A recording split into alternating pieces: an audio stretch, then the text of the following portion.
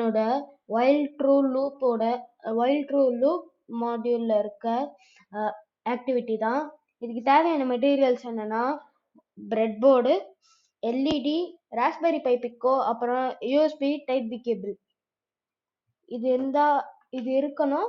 இதுக்கப்புறம் என்ன வேணும்னா லேப்டாப்ல இருக்க இந்த கோடிங்ஸ் தோனி இது இருந்தாலே போதும். நம்ம வந்து இந்த செகண்ட் மாடியூல்ல இருக்க ஆக்டிவிட்டியை முடிச்சிடலாம். ஸோ நான் இதுல என்ன இருக்குன்றத ஃபர்ஸ்ட் சொல்லிடுறேன்.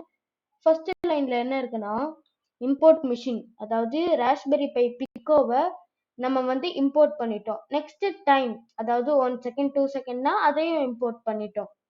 நெக்ஸ்ட் எல்இடி வந்து என்னோட மெஷின் பின்னுக்கு 0th பின்ல இருக்கு. 0th பின்னும் அதனோட இன்னொரு எண்டு கிரவுண்ட் பின், அதாவது 3rd பின்லயும் இருக்கு. ஃபர்ஸ்ட் பின் வந்து இன்புட் பின்னாவும் 3rd பின் அதாவது கிரவுண்ட் பின்ன நான் அவுட்புட்டாவும் வச்சுக்கிட்டேன். அதாவது ஃபர்ஸ்ட் பின்ன நான் பாசிட்டிவாகவும் 3rd பின்ன நான் நெகட்டிவ்ல கனெக்ட் பண்ணிட்டேன் இந்த பிரெட் போர்டை வச்சு. நெக்ஸ்ட் என்னன்னா while true.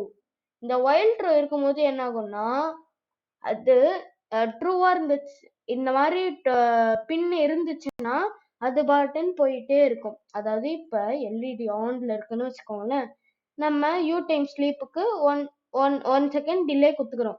அப்புறம் ஆஃப் வந்து அதுவும் 1 செகண்ட் டிலே குத்துக்கிறோம். இப்போ ஆஃப் ஆகி ஆன் ஆகும்.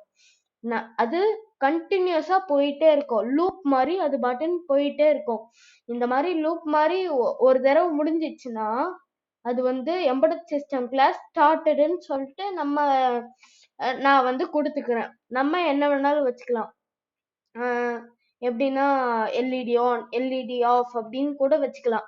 இப்போ நான் ரன் பண்ணி காட்டுறேன். எல்இடி எரியுது, ஆஃப் ஆகுது, எரியுது, ஆஃப் ஆகுது, எரியுது, ஆஃப் ஆகுது. அதுவும் இல்லாம எங்க கீழே பாருங்க, கீழே ஷெல்லுலயும் கோடிங்ஸ் வந்துகிட்டே இருக்கு, பாத்தீங்களா? ஸோ இதுதான் என்னோட அதாவது இதான் என்னோட செகண்ட் மாடியூல்ல